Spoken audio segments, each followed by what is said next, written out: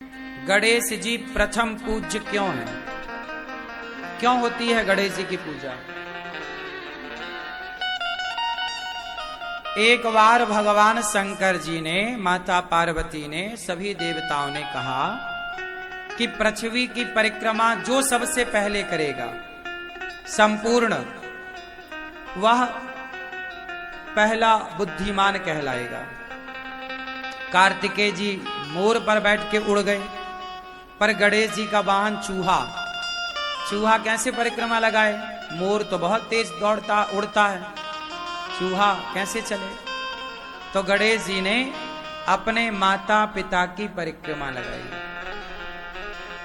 और जब परिक्रमा लगाई तो कार्तिकेय जी सब परिक्रमा लगा के आए और हंसने लगे कि देख तू तो गया ही नहीं।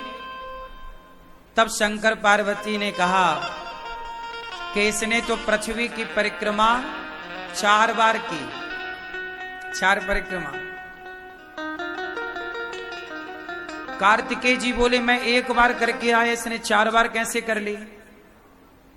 बोले माता पिता में ही संपूर्ण विश्व समाया हुआ होता है, क्योंकि माता पिता से ही ये संसार का जन्म हुआ है हम सबका।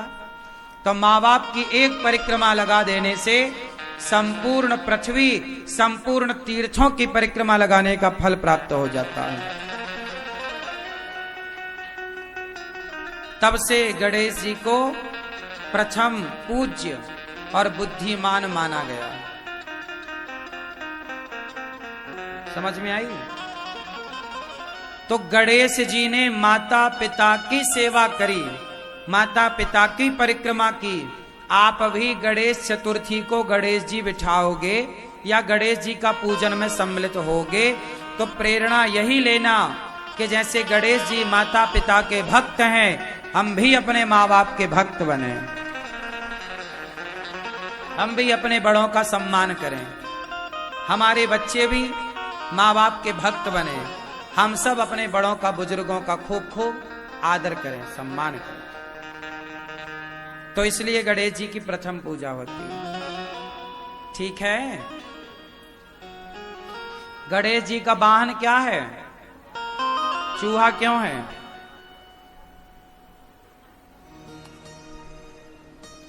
क्योंकि गणेश जी हैं बुद्धि के देवता। किसके? बुद्धि है ना। गणेश जी मतलब बुद्धि, गणेश मतलब, गणेश मतलब बुद्धि। लोग कहते हैं भाई बड़ा बुद्धिमान है, तो गणेश जी मतलब बुद्धि। गणेश जी बुद्धि के प्रतीक हैं, देवता हैं। और चूहा कुतरता रहता है, चूहा तर्क का प्रतीक है। तर्क, तर्क समझते हैं? तर्क कितने लोग जानते हैं? तर्क जो जानते हैं वो हाथ उठाएं, नहीं जानते तो मैं बताऊं, फिर वो भी बताऊं। तर्क समझते हो? जैसे छोटे छोटे बच्चे प्रश्न करते हैं, मां भगवान होते हैं तो दिखते क्यों नहीं? ये तर्क है। भगवान है तो दिखते, ये तर्क है।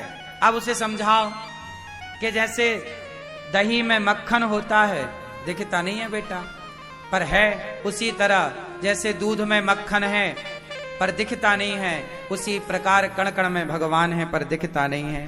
तो जैसे उसने एक तर्क किया तो तर्क को तर्क से ही काटा जा सकता है, तर्क को तर्क से ही काटा जा सकता है। उसी प्रकार गणेश जी बुद्धि के देवता हैं और चूहा तर्क का प्रतीक है, और बुद्धि हमेशा तर्क पर ही सवार होती है। जो विद्वान होगा वो तार्किक होगा, तर्क बहुत करेगा। बात बात में जैसे न्यूज वाले क्या पढ़ाई करते हैं? ये तर्क शास्त्र पढ़ते हैं। न्यूज वाले, न्यूज एंकर क्या करते हैं? हर बात पे तर्क करते हैं। ऐसा है तो ऐसा क्यों, वैसा है तो वैसा क्यों। उनके प्रश्न खत्म ही नहीं होते। ये तर्क है। ये भी हमारे यहां एक शिक्षा रही है, इसे तर्क शास्त्र कहते हैं। और विद्वान वही जो तार्किक हो। इसलिए तर्क करना अच्छा है, सवाल करना अच्छा है। छोटे छोटे बच्चे बहुत सारे सवाल करते हैं, आप लोगों को आता नहीं है तो आप चुप करा देते हो, चुप रह। बच्चों को चुप नहीं कराना चाहिए, बच्चों के हर सवाल का जवाब देना चाहिए। जितना सवाल पूछेंगे बच्चे उतने बुद्धिमान होंगे, और जितने कम सवाल पूछेंगे मतलब उतना बुद्धू है। ज्यादा सवाल करने वाला बच्चा ही माइंडेड है, समझदार है, जो पूछ ही नहीं रहा है कुछ। समझ आई? तो गणेश जी बुद्धि हैं, और चूहा कौन है? तर्क का प्रतीक। और बुद्धि हमेशा किस पे सवार होती है? जोर से, तर्क। तो ये क्या है? ये प्रतीक है, सिंबल। जैसे बीजेपी ने अपना चुनाव चिन्ह रखा कमल, कांग्रेस का अपना चुनाव चिन्ह है, फलानी पार्टी का अपना चुनाव चिन्ह है। उसी तरह ये प्रतीक है ना। जैसे हमारे यहाँ अभी नया राष्ट्र प्रधानमंत्री जी ने वो बनवाया सांसद भवन, उसमें एक सेंगोल रखा गया, सेंगोल को स्थापित किया गया। वो सेंगोल क्या है? धर्म का प्रतीक। उसके ऊपर एक नंदी बने हैं, ध्यान से देखा हो, वो नंदी धर्म का प्रतीक है। हाँ या ना? उसी तरह शंकर जी का वाहन नंदी है, तो शंकर जी किस पर सवार हैं? धर्म पर, क्योंकि नंदी धर्म का प्रतीक है।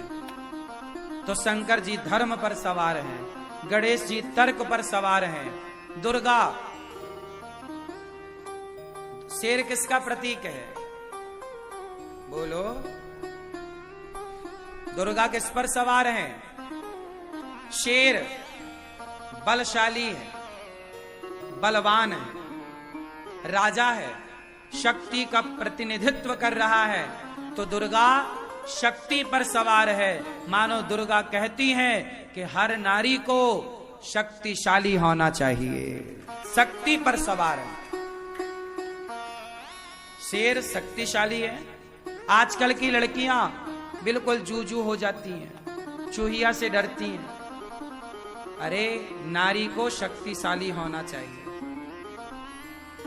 आप अपनी रक्षा खुद कर सको, अपनी बेटियों को इस लायक बनाओ, इतना पढ़ाओ लिखाओ, काबिल बनाओ, झांसी की रानी बनाओ, बेटियों को शक्तिशाली बनाओ। शेर पर क्यों?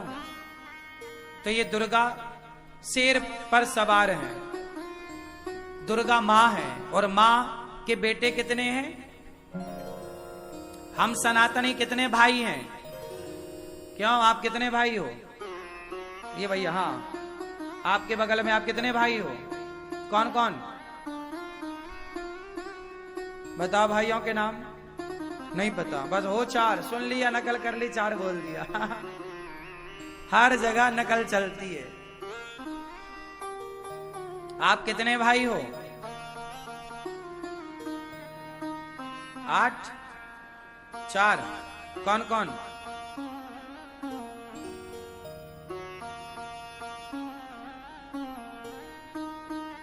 हम सब कितने भाई हैं? 4 भाई हैं। हम सब 4 भाई हैं, ब्राह्मण, क्षत्रिय, वैश्य और शूद्र। हम चारों जिस दिन संगठित हो गए, क्या मजाल के कोई भारत की तरफ आंख उठाकर देख ले। लेकिन हम संगठित नहीं होते, जातवाद पर लड़ते हैं। दुर्गा मैया शेर पर सवार हैं, और दुर्गा मैया के हाथ कितने हैं? 8। और 4 लोगों को खड़ा करोगे तो 8 हाथ हो जाएंगे। दुर्गा मैया बोली, जिस दिन तुम संगठित हो गए उस दिन तुम शेर को भी वश में कर लोगे, शेर की सवारी कर लोगे। ये शेर का शासन है। शेर पर शासन किया मैया ने। मतलब कहा कि आप संगठित रहोगे तो शेर भी आपका कुछ बिगाड़ नहीं सकता, और संगठित नहीं रहोगे तो गीदड़ भी आपका शिकार कर लेगा। बोलो हाँ। अच्छा ये बताओ, आप सारे लोग इकट्ठे होके जंगल में जाओ तो क्या कोई आपका शिकार कर सकता है? और आप एक एक से जाओ तो लौटोगे? भेड़िया खा जाएंगे आपको। बोलो हाँ। नहीं। और आप जरा 50 लोग इकट्ठे हो जाओ, 4 लोग इकट्ठे हो जाओ, अच्छा, और 4 लोग कहीं जाओ तो कोई भेड़िया कोई शेर आपको पराजित नहीं कर सकता। 4 हो ना, और अकेले हो तो बचोगे नहीं। तो संगठन में शक्ति है कि नहीं? बोलो। इसलिए सारे हिंदुओं को, सारे सनातनियों को संगठित रहने की जरूरत है, वरना अंग्रेजों ने, मुगलों ने 700 साल तक गुलाम तुम्हें इसलिए बनाया कि तुम जातवाद पर आपस में लड़के मरते रहे। संगठित होते तो क्या मजाल मुगलों की, क्या मजाल अंग्रेजों की कि तुम्हारे भारत की तरफ आंख उठाकर देखें। बात सही है कि गलत है? तो जहां सुमति तहां संपत्ति नाना, जहां कुमति तहां विपत्ति निदाना। आपका परिवार भी, आपके घर में भी संगठन होना चाहिए। सास ससुर, पति पत्नी, बेटा बेटी, जेठानी देवरानी, पूरा परिवार संगठित। जिसका परिवार संगठित है वही लोग आज तरक्की कर रहे हैं, और जो आपस में लड़ रहे हैं वो तो कोर्ट कचहरी के चक्कर काट रहे हैं, वो तरक्की थोड़ी कर रहे हैं। आपस में लड़ोगे तो तरक्की क्या करोगे? आपस में संगठित होके प्यार मोहब्बत से रहोगे तो काम धाम करके पैसा कमाओगे, इज्जत कमाओगे, नाम कमाओगे। आप जो लड़ते हैं, याद रखना, मेरी एक बात कान खोल के सुन लेना, समझदार लोग कभी लड़ते झगड़ते नहीं हैं। जो लड़ते झगड़ते हैं वो बेवकूफ लोग होते हैं, 1 नंबर के घटिया किस्म के आदमी, 3rd क्वालिटी के लोग। लड़ाई झगड़े में हम लोग पड़ते ही नहीं। लड़ेंगे कि अपना काम करेंगे? बताओ, काम करें कि लड़ें? लड़ने लग जाएंगे तो काम नहीं कर पाएंगे। तो जो समझदार लोग होते हैं वो लड़ाई झगड़े में नहीं उलझते, किनारा पकड़ लेते हैं लड़ाई झगड़े को देख के। हाँ, लड़ना है तो भाई से क्यों लड़ना? लड़ना है तो जेठानी देवरानी से क्यों लड़ना?